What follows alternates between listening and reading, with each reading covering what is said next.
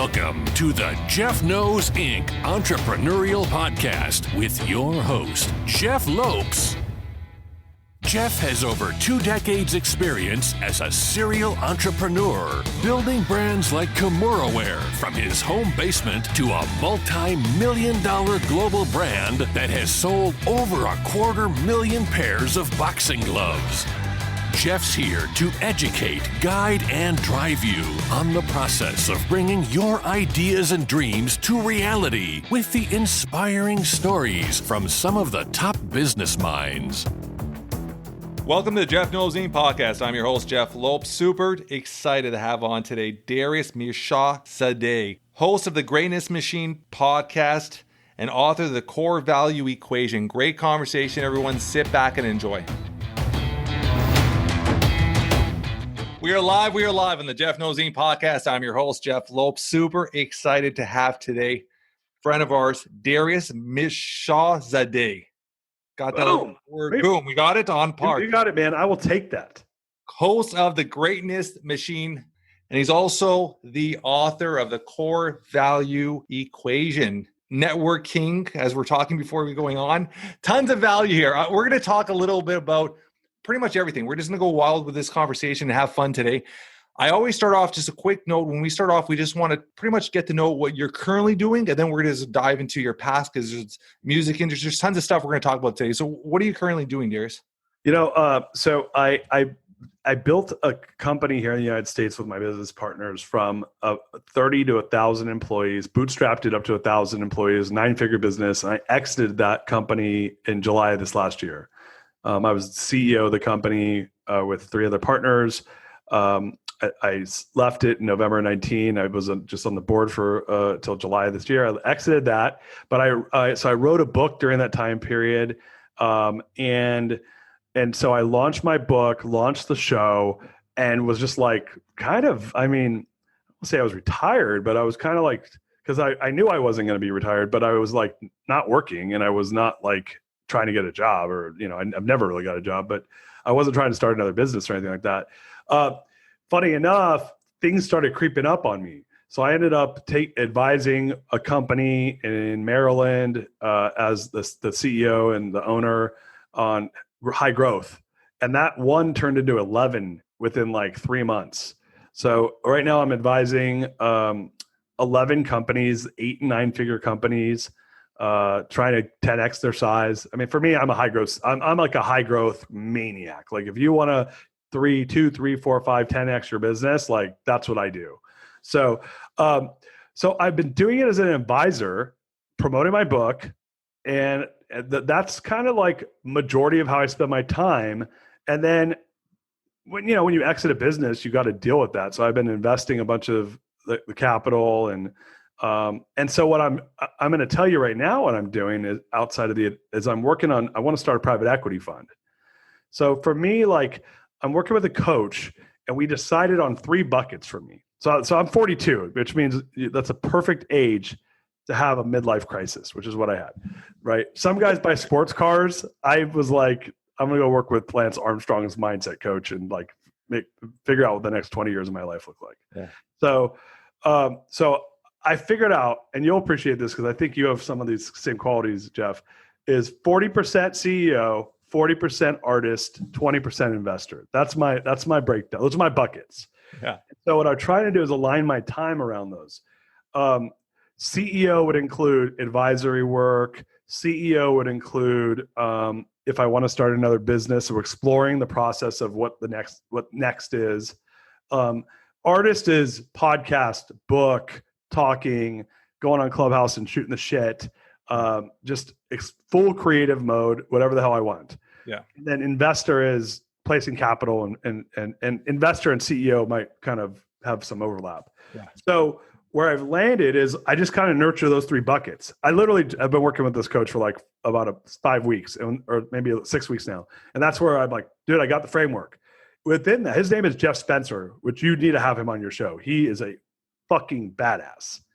He was Lance Armstrong's coach on 7 Tour de France's. Like mindset coach. He's Tiger Woods' coach. He's Richard Branson's coach, and he's Bono's mindset coach.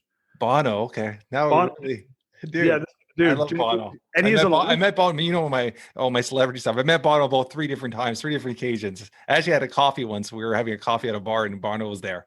So I have some crazy stories with Bono, but that's pretty awesome. So yeah, so we've been working together, and we've developed this. We're calling it the creative framework, because he's like, dude, I think you've nailed what this is, the creative framework. It's how do you build boundaries, business boundaries around a creative mindset. And so first is figure out what, and dude, I'm making this shit up. He's like, this is your next business, Darius. I'm like, I don't know if it is, but it's an archetype, right? The artist, the CEO, those are different archetypes, right? So I got the artist, the CEO, and the investor. 40, 40, 20 is how I like to kind of diversify that up. Yeah. And then there's a pacing in each one of those, because what ends up happening is we pace too hard in one and then we burn out. 100%. Or we'll pace only in one and we won't nurture the other ones, and then we won't feel fulfilled, right? Yeah.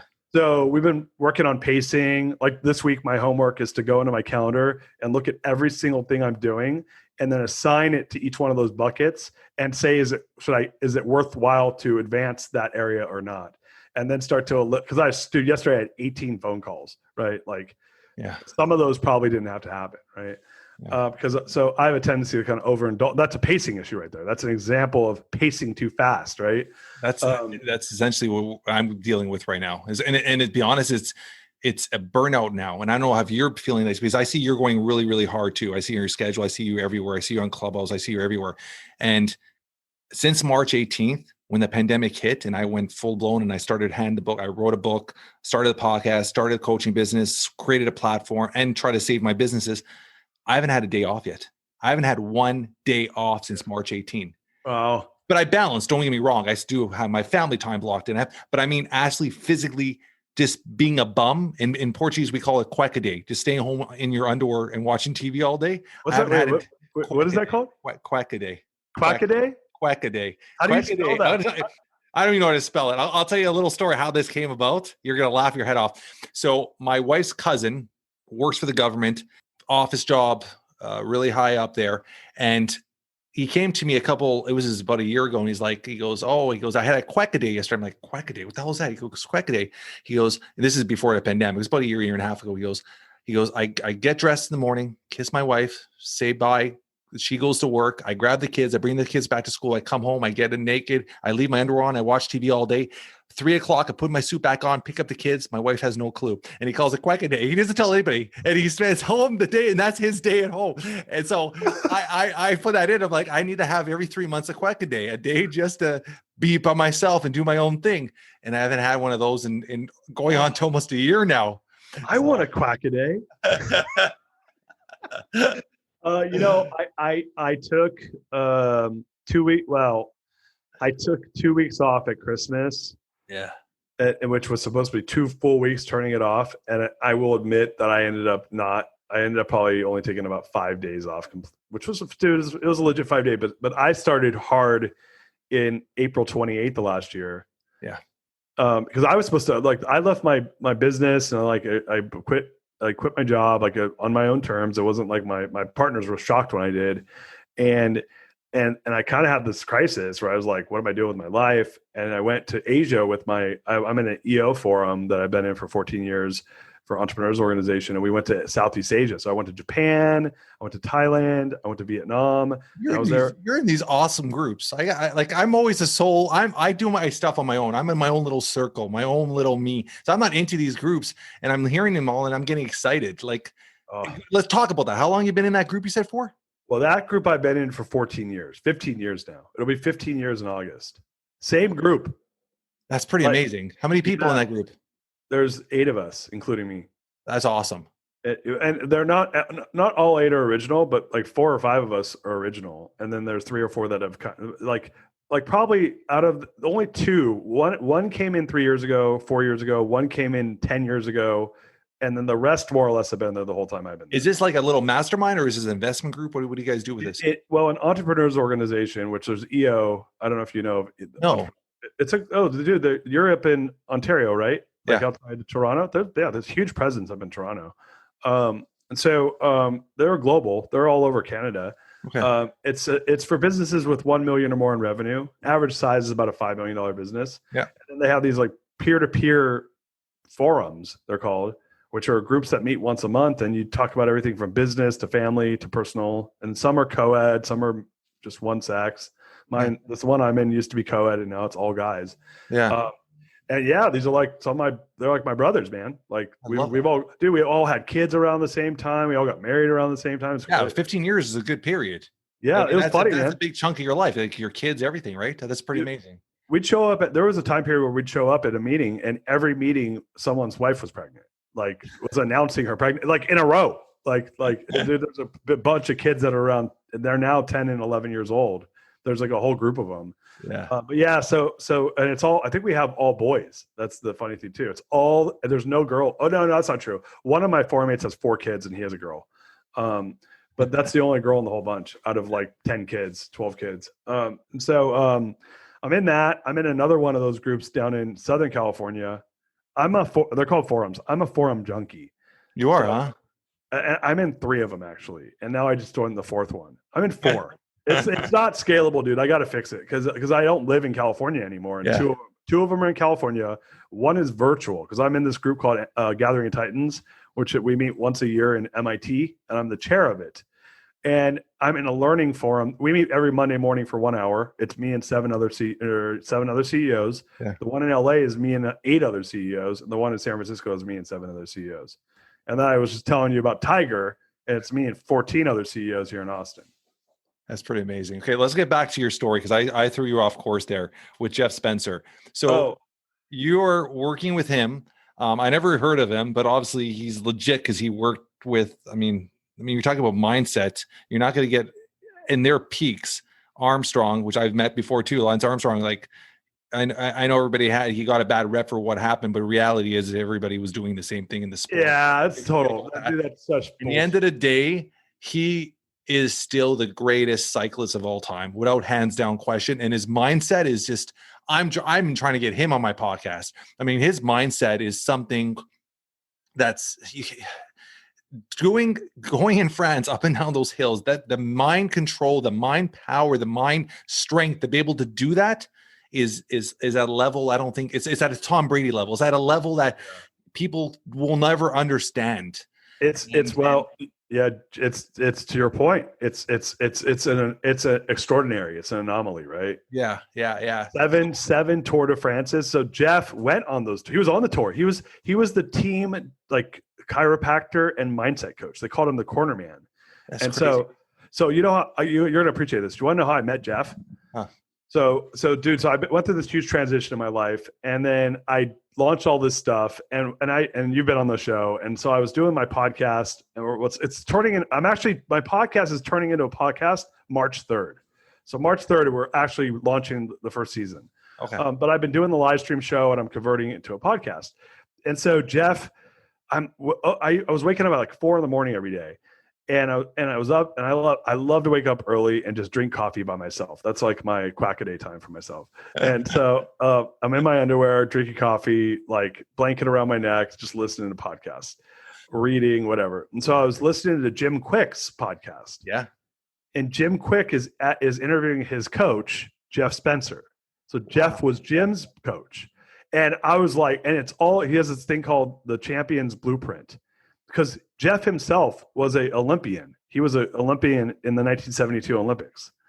And I was like, I got to meet this guy. And so I emailed him, and we connected, and we've since become friends, and now he's my coach. So it's funny, dude, listen, I am unafraid of reaching out to anybody.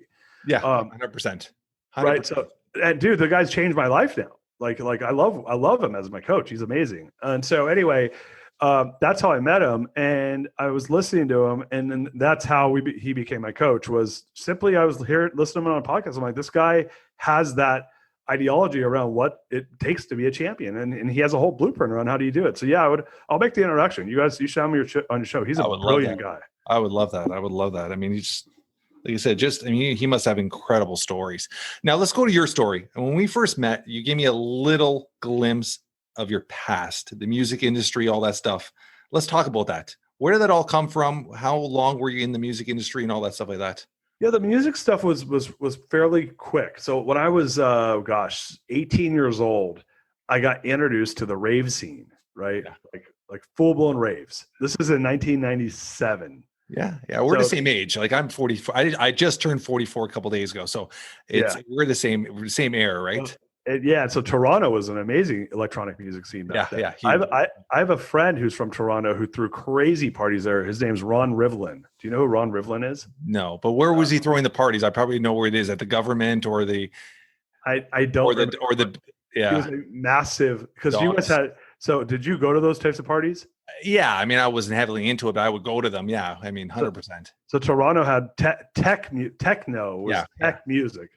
There's house music and trance and techno. Yeah. Toronto's all about techno. Yeah. So anyway, he moved to California. He ended up being like Ron Jeremy's agent and Mini-Me's agent and all these Canadian DJs.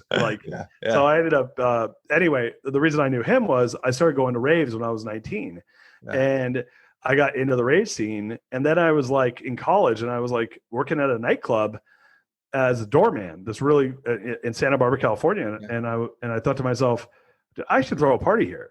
And so I started throwing parties and flying in all these DJs. And then I ended up building the business in LA when I graduated college. And I was flying in DJs from New York and London and all over the place. And I got crushed. Like I ended up trying to level up because I was doing like these one-off parties at this place called the Knitting Factory. They have one in New York City and Hollywood and all over the place. And then I said, I'm going to do it. And it was 18 and up. And then I was like, I'm going to do 21 and up. And I'm going to do it on a Friday night weekly. And there's this place called the Hollywood Athletic Club, which is massive. They used to hold the Oscars there in like the 1940s. Okay. And so I rented the whole place out. It cost like $25,000 to rent it out for the night. And I booked an entire summer lineup of DJs, like from all over the world. And I got killed. I literally, like the first night, I did radio advertising. I must have passed out 1 million flyers, literally 1 million flyers I passed out. I had a street team that was working for me. Yeah. I mean, dude, talk about like amateur.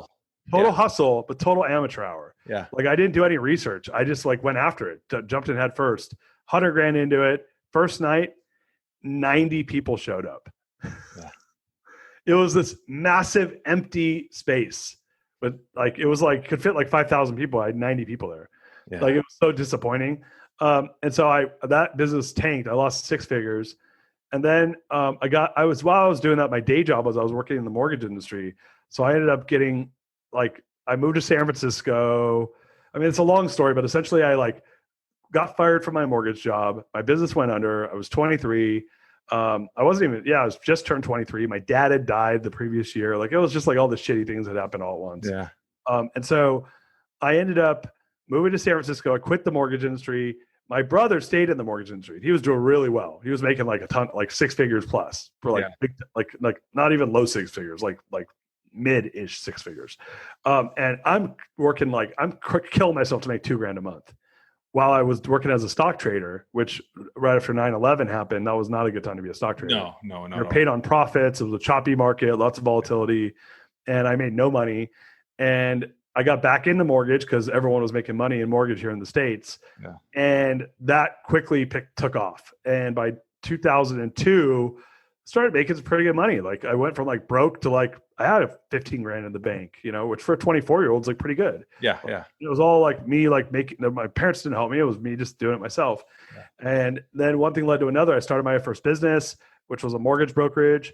And I grew it from myself to 150 employees in 3 years.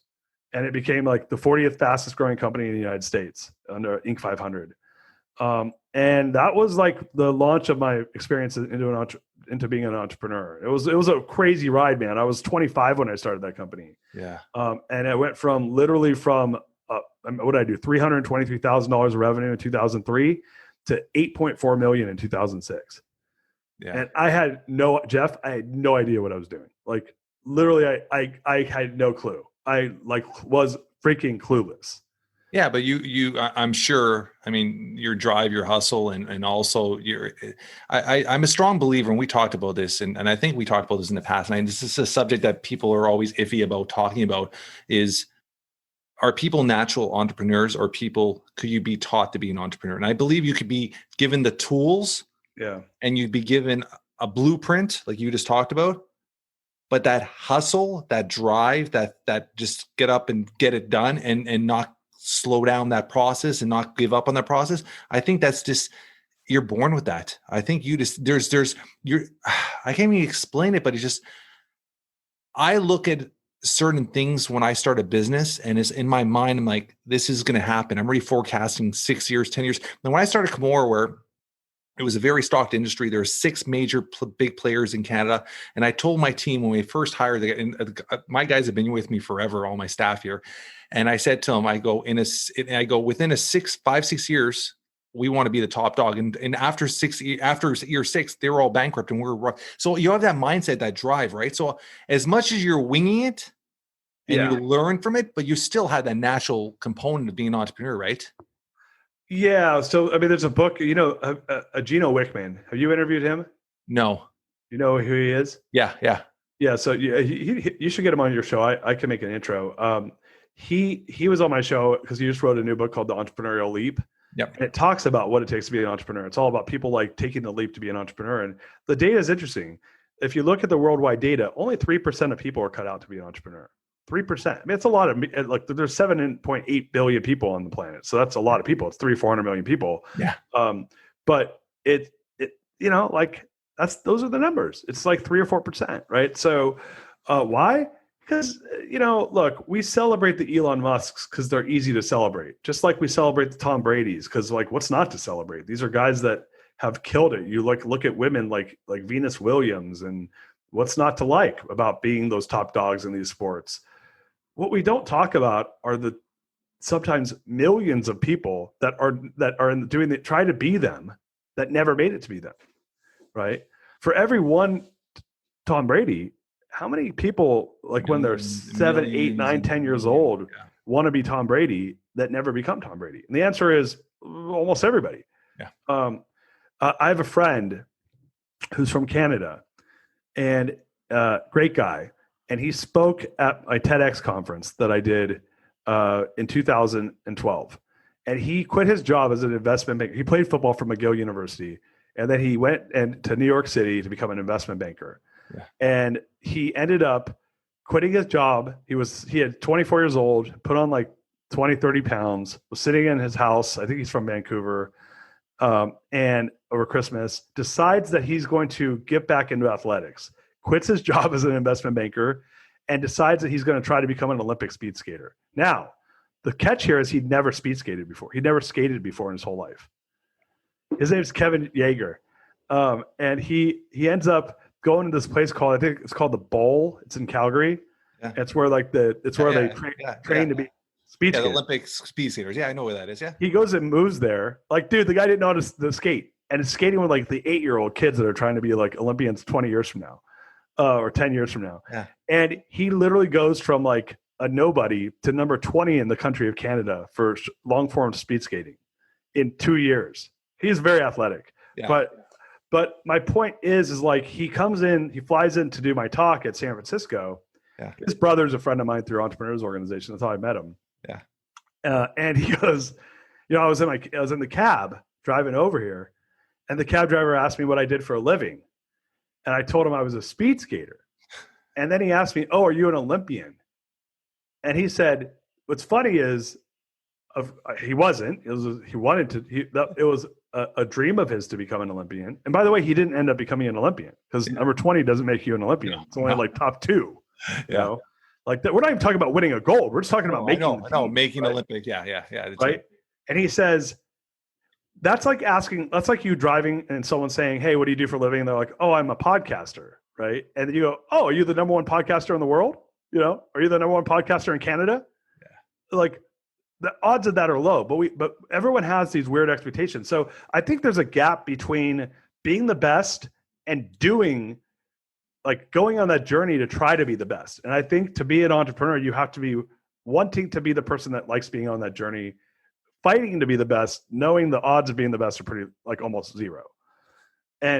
But fighting for it and being willing to do that. And I think most people, they get on the quest, they see it's hard, they quit because they're like, "Oh, this is too much. I don't want the ups and downs of this. This is painful. I don't like the pain." And dude, listen, I don't like the pain either. But like, when you work out, like the only way you get muscular is by being sore the next day. Yeah. And that's the same is true in life. Let's dive into that for a bit. Let's talk about the mental health and mental side of being an entrepreneur. I think it's a topic a lot of people don't talk about as entrepreneurs, because you're always trying to, especially with social media, you're trying to live on this limelight. You're trying to live on this peak that you want to show you're always succeeding, always doing well. Have you gone through your journey? Have you had those moments where it's like, what am I doing? What am I going through? Because I've been through them tons of times. Tons of times. I've been through, and I was a guest on a podcast yesterday, and we're actually talking about that, where there has been so many times where I sat there and I'm like, what am I doing? Even though I would be succeeding, doing well. And it's like, I would be so drained, so tired to get home. And like, I just want a 9-to-5 job. I just want to get home and shut off. And what am I doing? And then the next day I wake up and then be like, okay, back at it. Okay, I got this. But you go through those moments where it's just like, what is happening? What am I doing? Like, can you describe any of those moments you've been through? I'll tell you that I ended up doing a couple of joint ventures after my first business, by the way, the one that was 40th fastest growing company in the United States, ended up blowing up, like in a bad way. Yeah. Because it was a subprime mortgage. It was a subprime mortgage lender. It was called Twin Capital. Yeah. So we ended up like almost going out of business when the markets crashed in 2007. And then we stayed, unfortunately, like you'd say, fortunately we stayed alive. Unfortunately, we stayed alive. And we were like in zombie land for like 3 years. And then I ended up having to go do deals with other businesses where I was kind of an employee. It was an entrepreneurial deal where I owned half the profit, but I had to like go and play politics and deal with other people and their rules. Yeah. And dude, I learned one thing really quick. I am fucking unemployable. Like I can't, it was so painful for me to work. Like I never knew what it was like to have, they call it the Sunday jitters or something, to be anxious on Sunday for work on Monday. Yeah. I never had it as an entrepreneur until I started doing deals with other people. Yeah. Because I was like, oh, I got to go deal with their bullshit. And I realized I just wasn't cut out for it. I'm not cut out. Like 97% of people aren't cut out to be an entrepreneur. I'm not cut out to work for other people. I love that, because I've never worked for anybody. And it's funny because we're having this conversation yesterday too. And and the one thing I've said for years now, like, I'd rather be squeezing cars at the corner than working, getting orders by somebody or getting told to do by someone. So I've always had that mindset too. I've never worked for nobody. I shouldn't say I would never work for anybody, but essentially you are working for your clients. Yeah. But I've never physically relied on somebody for a paycheck. Yeah. Since I was 19. Yeah. I mean, neither. I've never had. I had, it's funny. My last business, I had a salary and stuff like that, but I was an owner, and I just built the company to a size where we're like, all right, let's take salaries, right? But I've never actually been like, let me go negotiate my contract. Like I think I did that as part of my deal with my business partners, but again, it came from building something, and then all right, we're entrepreneur. Like this is a big enough business where we need to do that. Let's talk about quickly on your venture with partners. How was that experience? I mean, I'm not throwing anybody under bus here, but how was their experience working with partners? Because that's one thing I've had partners in 2 separate companies, and both companies I've ended up exiting really quickly because I couldn't deal with the politics of having partners. And one of them is we started a franchise for gyms. It was 5 partners. It was my idea, my concept. I brought in all these people because I thought I needed the leg room and all that stuff. And my wife, and I don't know how your wife is, my wife never gets involved in my businesses. She's very independent. She has her 9-to-5 job. She wants nothing to do with my companies. And when we started this venture with these 4 other owners, their wives were all involved really, really quickly. And they all wanted a job. They all wanted a salary. They all wanted to be part of this growing. And they were coming to our board meetings. It became very stressful very quickly. And I exited pretty quickly out of that. How was your experience with partners? I've had good partners. I've had bad partners. So mixed bag. So here's my take on my learnings are sometimes you have to have partners, like if you want to grow. Yeah, 100%. Like that. So I was so focused on building big businesses. I knew I had to have partners to do it. Okay. I just didn't, because the only other way around it is if you have enough of your own capital, you just hire really good people to do it. Right. Yeah. But if you're bootstrapping and you're like growing from the ground up, like good luck on that one, because really good people cost a lot of money. Yeah. So I wanted to grow big. I didn't have that. So I just partnered with people. So one of the partners was my twin brother, and he was my partner for 20 years. And he and I it's been an interesting relationship. Like there's been times when we've been great partners, and there's been times when we shouldn't have been partners. And at times it almost ruined our brotherhood. This is the first time in 20 years. This is the first time since when I had the nightclub business, he was my partner. It was, the name of that business was Shaw's Brothers Productions. So that was my first business partner, was my brother. And then Twin Capital Mortgage is because it's my twin brother. So that was my brother.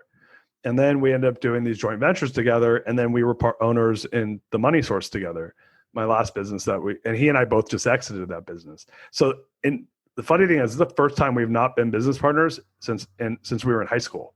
Wow. And then we're both 42.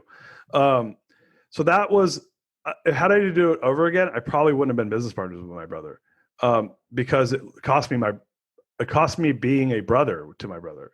And that was important when we were young, because there's a lot of trust there, but we didn't even have conversations about life ever. We just talked about business all the time. Yeah. So we're in kind of an interesting spot. I'll probably still do business with him, but I don't want to be, I don't know, we'll see. I had partners that were not trustworthy, like earlier in my career, here and there, where they'd pop up, and those taught me a lot. What I learned was, you should not trust a partner until they prove. You should not trust someone, and you should not make them your partner until you understand if they're trustworthy and understand what they should look like as a partner. And what I did, I made that mistake of jumping into partnerships without knowing that, and then they fell apart or there was problems with them. I will say this: it's a tough call. I don't think I will not have a majority of my investments. Now I'm at a point in my life where I have a fair amount of opportunities to do what I want to do. So coming from that blessed point, because it took me a long time to build to that point, I will not be in a partnership unless I have full control. I was a minority partner in my last business, which was fine.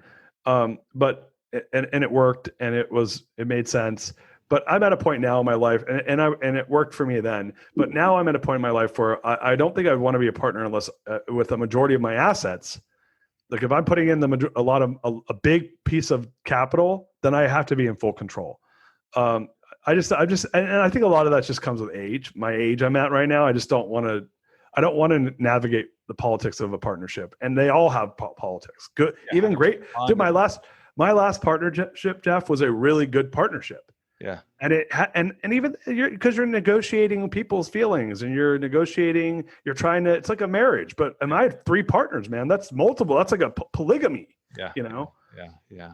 So I came to the conclusion, well, I will not put large sums of capital in any deal unless I have full control.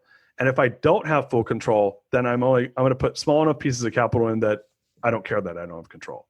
That's where I landed. Yeah. But partnerships are hard. But they're valuable, but hard, and you got to be ready for them. That's what I tell people. And I said this on Clubhouse the other day. I said, before you go into partnership with somebody, you go on vacation with them.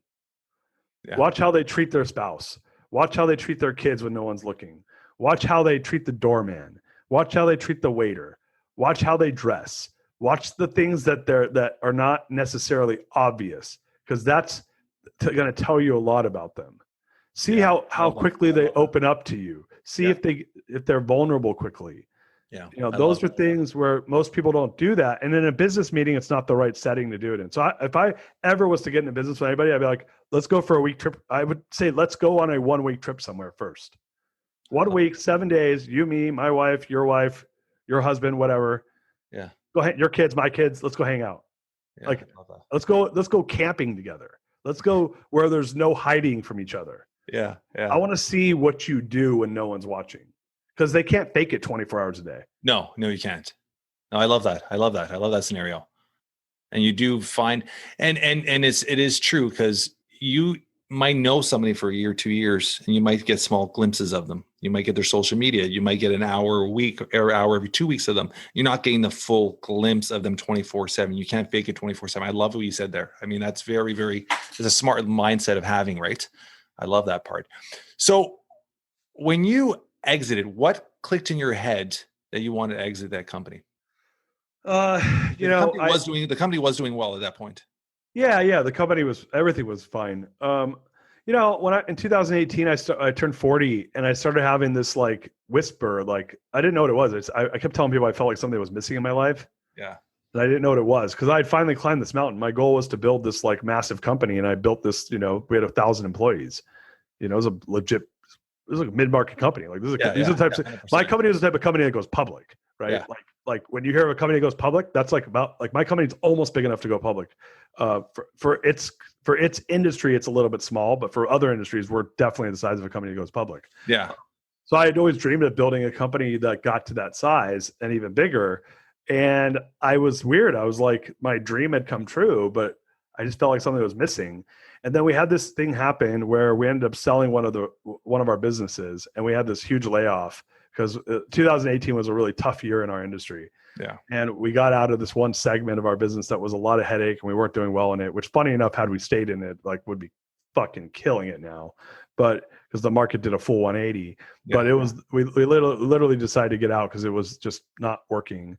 And it was the 7th time I had this massive layoffs because our industry is super cyclical and super volatile. And I was the face of those situations. I was the one not laying people off necessarily, but I was the one going in afterwards, telling the whole staff what just happened, creating trust, going to the offices, rebuilding the trust. And I just didn't recover from that one. Yeah.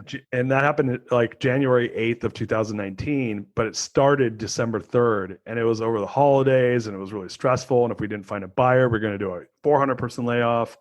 And we ended up, finding a buyer and, did a decent deal with them. And it was a very quick deal, and it was in the holidays, which made it even harder because, hey, is it better to do a layoff or sell a company on December 19th or on January 8th? You tell me. They're both fucked up. They're both. It doesn't matter what time of year. When you're dealing with people's careers and lives and livelihood, it's always a tough decision, right? It's the worst during Christmas, though. I'm telling you, yeah. It's harder because you're ruining someone's Christmas. Yeah.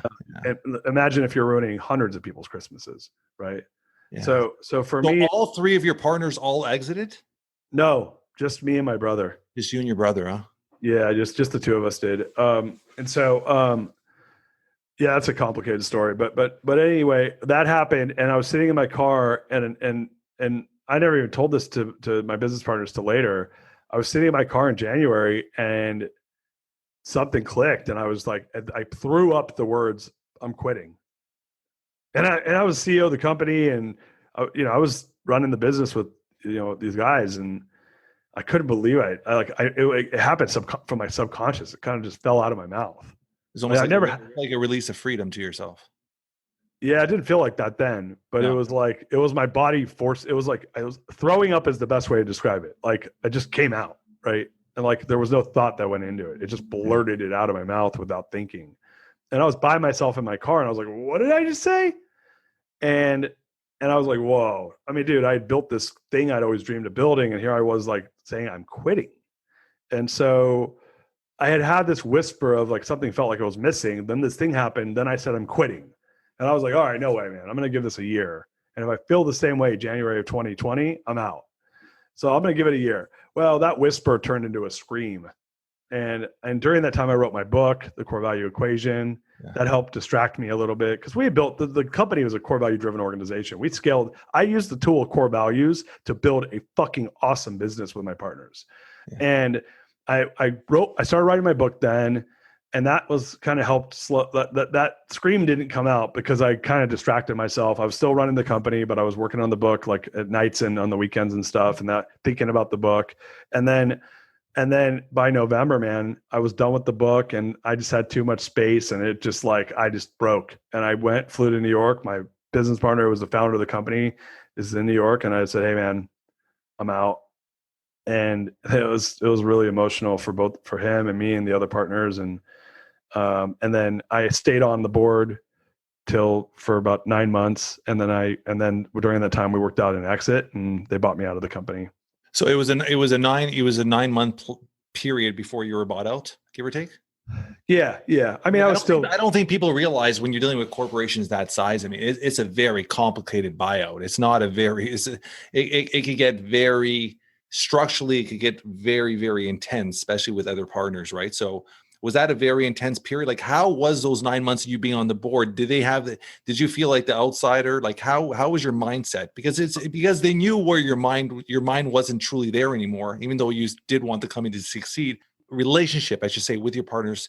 It was different. I mean, again, I think that, look, we had been very respectful of each other, and there was a lot of love, and we went to war together for a long time. And I'm a person that I'm a giver. So I'm a person that like go out of my way to make it easy on those around me. And I did that. And so I think we both kind of approached this from a place of, like myself and the partners that stayed approached this from the perspective of not doing right by each other. To a point, right? It was not. So, and I think that we were very respectful of the fact that we wanted to have a relationship afterwards. And I do have a great relationship with all of them afterwards. Yeah. Like they're still my, I haven't seen them because of COVID, but I talked to them on the phone all the time and yeah, no, we're cool. It was a little, that's stressful no matter what.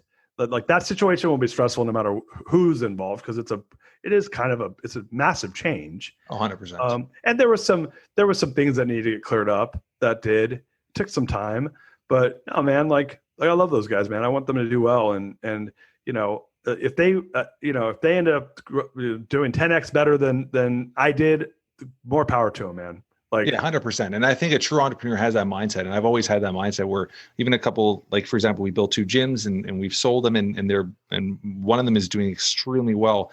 And until this day, we have this great relationship with the partner and stuff like that. So it's having that mindset it's having that almost that good heart of just wanting people still to do well. As long as you can have that, you're giving forth all the time, it's going to come back to you in 10 times. And I absolutely believe that.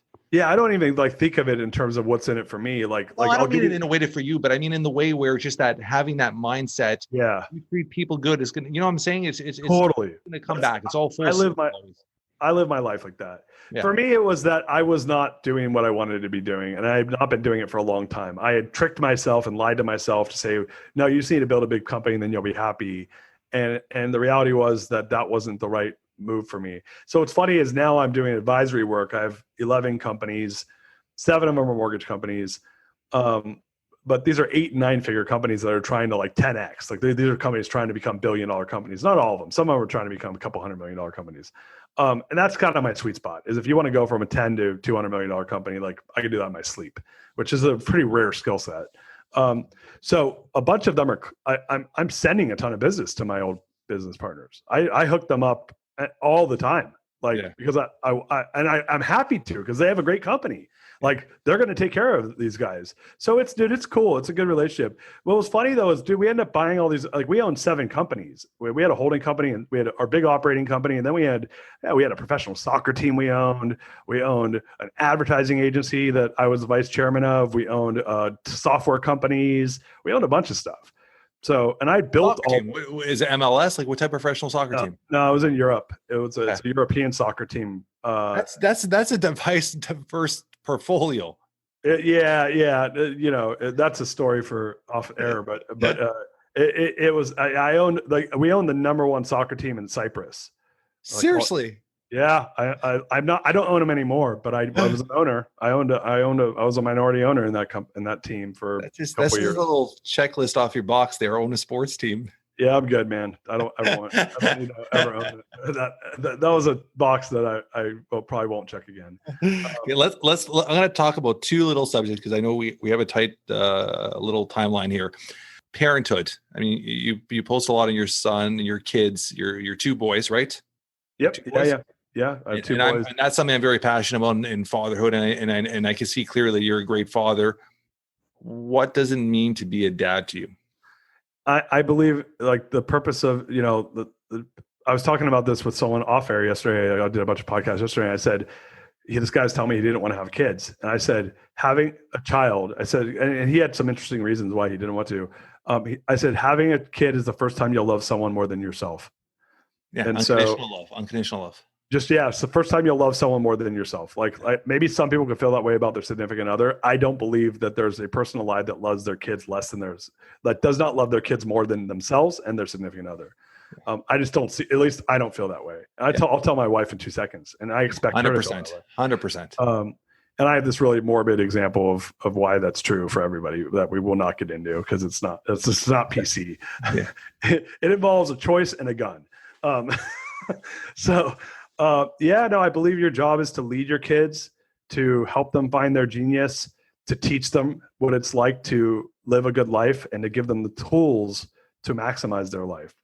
Yeah. And I believe maximizing your life, it comes down to three things: living in your talent, or living in your core values, working and doing things you love that are in your talents, and doing it with a high level of awareness, and to live a healthy life. And I believe as parents, our job is to give our kids tools to do those things, 100%. and to love them and not criticize them. I love that. It's as simple as that. Anyone that says different, and to love them for who they are, like unconditionally. Like, my kids could do anything as long as they're doing it in their values, with their talents, with a high level of awareness, and I will love them. Now, if they're doing like serial killer shit, I might feel differently, but like I'm going to assume that comes out of those things not happening, you know? My kid's like, Dad, I love killing animals. I'm like, no, I'm not cool with it. You know, it has to come from a positive place, but that's it. Like, helping them find their simple and honest, right? I mean, that's essentially, you give them the tools, you put them in the right spot. You find, as parents, I think it's our job to find and help them open up their imagination to be as creative as they can, and then find what they have a niche or a talent for, and then explore that as much as you can with them, so they focus on that and drive to it, right? I mean, it's simple, but it's not simple parenthood, right? I mean, there's goods and bads and everything. It's always a learning curve always, right? Especially if you have children like my son. We went through a lot, and you always have those learning curves, but it's all, at the end of the day, it's unconditional love. You don't love anything more. And it sometimes boggles my mind when you hear parents that leave their kids or deadbeat dads. It boggles my mind. And then there are a lot of them out there, right? Let's be honest. Well, there's a guy, Philip Seymour Hoffman, who was an actor here in the United States. I know, of course. He's passed away. Passed away, right? I love Philip Seymour Hoffman. He said the reason people that they either love their kids so much that it comes out from a place of fear. They're so afraid that they can't do it, and it matters so much that it's a fight or flight. They run because they're so afraid of failure that they just run away from it because they don't believe in their own ability. I agree with you, but I think that comes from a place of failure and fear, that people don't do it, because I agree with you. I don't believe that you can love someone that you're not willing to fight for it. I don't know if we talked about this. I'm going to give you a 1 minute little scenario. When I was at the hospital with sick kids with my son for 4 months, we were in the most intense room. It was 6 beds in that room, and it was a rotating bed. Like, in that room was most intense.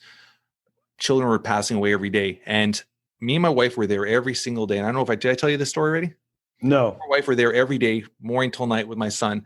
And we would barely ever see other parents in there. And one day it was about a month in there, and I pulled the nurse aside. I was like, well, do the other parents come when we leave? Do they come on week? Like, where are the other parents? And she looked at me, she goes, many of the parents, when their children are dropped off here, do not want to build that emotional connection to their child because they think they're going to lose them. And they only show up here when needed for appointments and stuff, which is insane. Always. And that's reality to it. I'm going to give you one last question before we go. If something were to happen to you today, in a few words, how would you want to be remembered or described by your loved ones? Darius was a lover of pizza, puzzles, pink unicorns, and passion. His favorite word was fuck. And he's just as comfortable in a tuxedo as he was in flip-flops and shorts. Do you have this written out in front of you? I wrote my eulogy the other day, and that's a paraphrase of the last 3. And then there's a Jack London quote that I always read. That I don't have time to read right now because I love it, brother. So on our show notes, I'm going to put all the information, how to get a hold of Darius, how to follow him, how to see his show, how to see his new podcast, how to pick up his book. Any last words you want to say to our audience? Yeah, dude, just live a core value driven life. Check out my stuff at www.therealdarius.com. And Jeff Lopes, I love you, my brother. You're the best, buddy. That's a wrap for today. I want to thank our guest, Darius, for being such an incredible guest today. Great conversation. If you guys enjoy this conversation as much as I did, please tell your friends, tell your family, spread the word. We're trying to build something special here. Leave a review. 5 stars would be absolutely amazing. We always enjoy reading the reviews and checking out the feedback. Until next week, guys, keep moving forward.